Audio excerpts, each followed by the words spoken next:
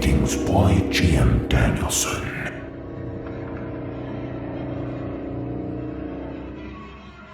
A Human Experiment by VincentRustyEye.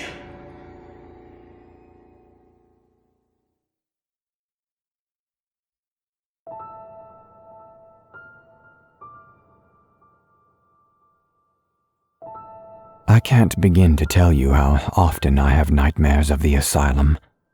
You know, to be honest, I don't think I've ever had a good dream of the place.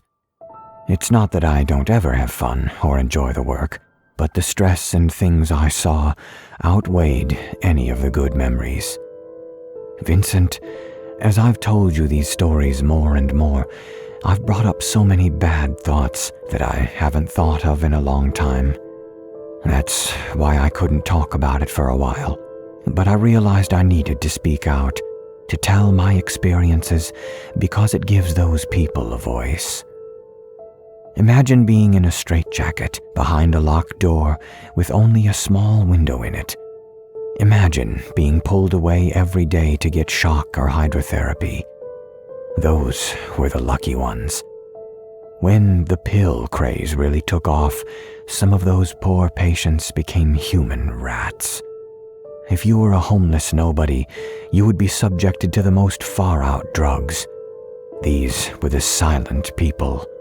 When they died, we didn't say anything about it. No one questioned their deaths. No one tried to sue. No one really cared. I remember one woman in the late 60s who came in distraught. She was an Asian woman, about 4 feet 10 inches tall.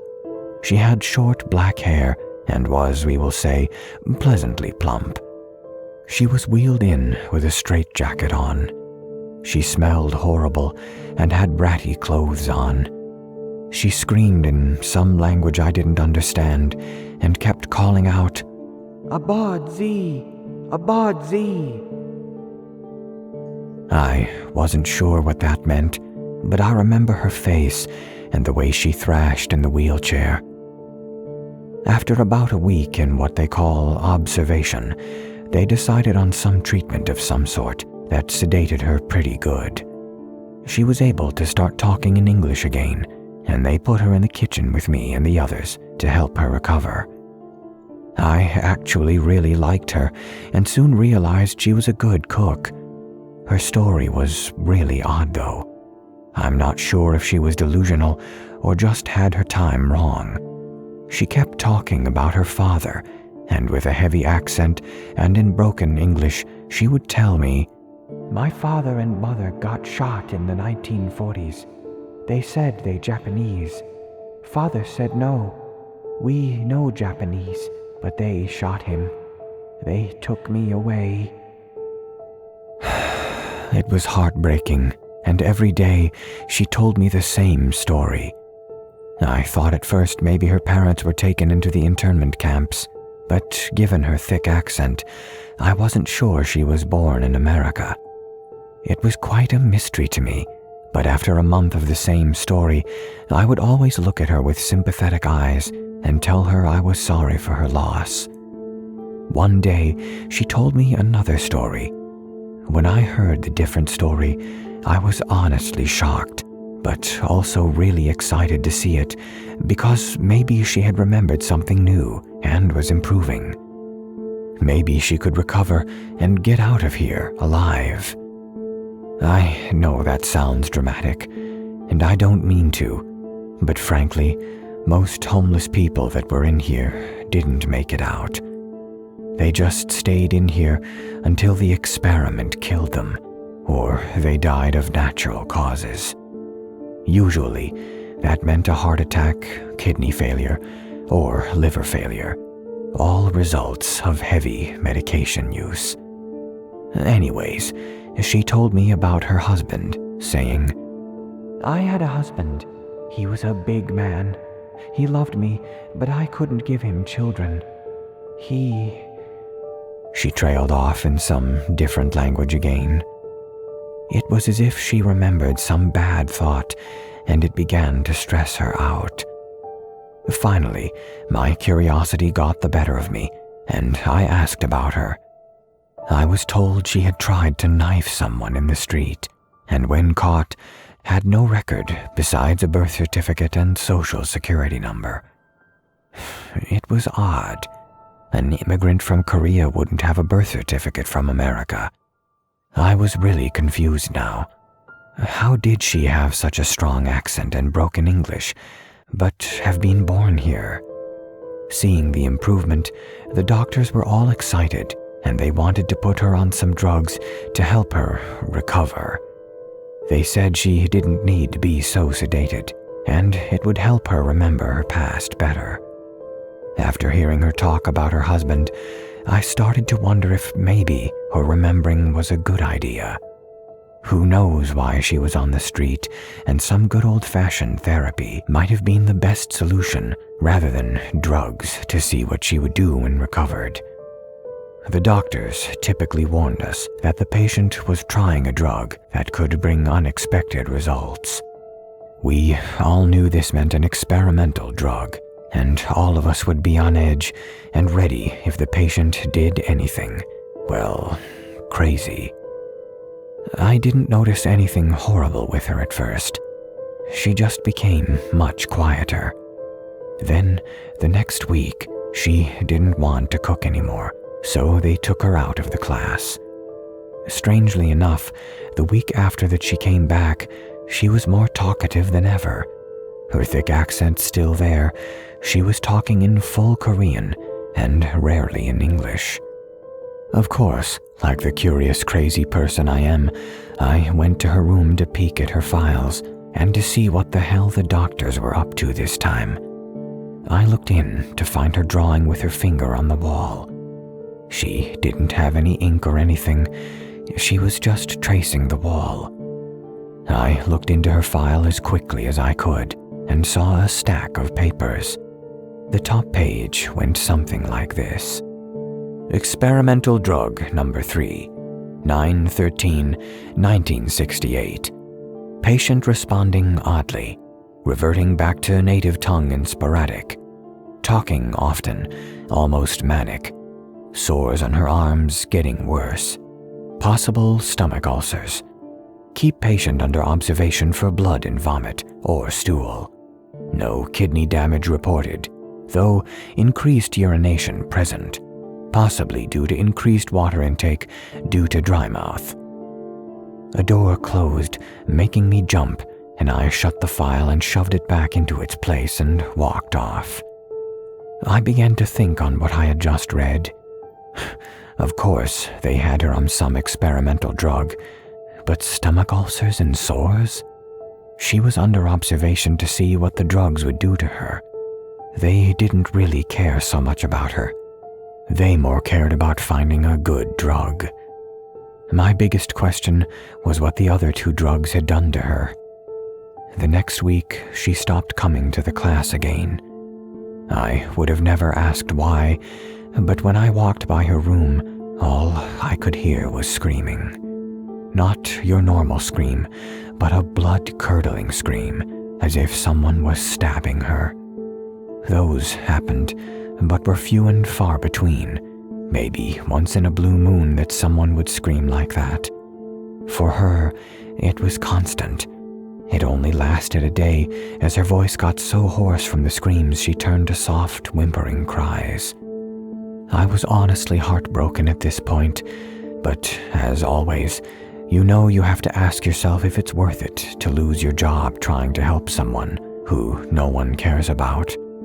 These types of moral decision are what still haunt me today. I started looking into her room after the screaming. They seemed to try a new medication each week, and by the 5th week, you could see she was starting to react in a horrifying way. She went from pleasantly plump to rail thin. Sores covered her body from head to toe, and all she screamed to do was sit in a corner crying and whimpering, rocking back and forth. Once I saw a nurse try to bring her for a walk, and she screamed at her, trying to claw her with her fingers. She started to look like a ghoul at this point, and it was heartbreaking. The 6th week, She was put into a straitjacket after chewing her nails into a point and trying to escape by gouging the eyes of a nurse out. She succeeded in clawing the woman's face to pieces, then running out, but she didn't get far. They cut her nails so short that they bled, or maybe it was because she was struggling so hard. It's tough to say with how they treated her. Finally, the thing that really hit me was on the 7th week. I saw her look at me. She was pale as a ghost, and her face was as bony as a skeleton. She was filled with rage, but what could I do? She was a nobody. Vets could be advocated for because they were former warriors, and there were programs. But a homeless woman with no record? No one cared. Her body rose, but she was hunched over, grasping her stomach. Her dress had dried vomit and blood on it. She had a hand on the window as if she was trying to reach out to me. She was slow like a zombie. I put my hand against the glass where hers was and mouthed, "I'm so sorry." Tears filled my eyes, but I saw in hers comfort. Not a comfort like she was happy someone cared about her, but a comfort as if she was relieved. I would realize why later. I let her see me cry. I wanted her to know. Then her hand fell, and she went back to her bed as I walked away. I went home, and all weekend I was thinking about her. She haunted my dreams each night, and I knew I had at least to see if there was something I could do, or maybe they were going to pull her from the drugs. When I came in Monday morning, I went in early so I could really snoop at her files. Experimental drug number 7, 9/26/1968. Loss of weight continuing. Stomach ulcers increased. This damn drug is working, but it's killing her. Switching doses not possible. Going back to the drawing board. Sores have increased. Experimental drug number 8, 10/3/1968. This is useless. Sure, it works, but at the cost of a person's life, is it worth it? She won't even eat anymore. If it's no improvement by the end of the week, we will switch to a generic drug. Hope she recovers. I shut the folder, thrusting it back into the file folder. Hope she recovers? What the honest hell? I looked in to see her lying on the floor, not in her bed. I sighed a deep sigh and went to the kitchen, preparing dishes for the day. With every chop, a little aggression came out. Something inside me told me the poor woman was dead. Before the class started, I took a walk around the place and went by her room. A man was cleaning it, and she was gone. One glance to the file holder told me it was empty. You might ask me what happened. Honestly, I have no idea. I went to a nurse and asked what happened too, but I was just given the old, "She died from complications." It was such nonsense, and I knew it, but what could I do? Tell them all I saw the files and they were all disgusting? Who knows what kind of crap I'd get myself into admitting something like that. I was probably the last person to talk to her like a human. Maybe she was holding on hope, but when she saw the hopelessness in my eyes, she gave up. I guess I shouldn't blame myself, but how can you help someone who is a nobody? I never knew anything about her, and what I did learn could have been a delusion she had. Some days, I think about what her story really was. I'll never know, but what haunts me is the look she had. She was comforted seeing me cry for her. I think she knew that when she died, at least someone would mourn for her. Maybe that brought her comfort, knowing that someone actually gave a care about her.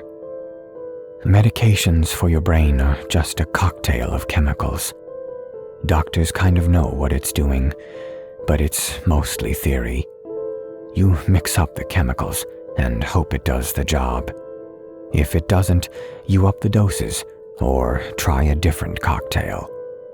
There's no magic cure, only guesswork. Human experiments like these may have given us some of the nice medications we have today, but terrible sacrifices have been made to get here.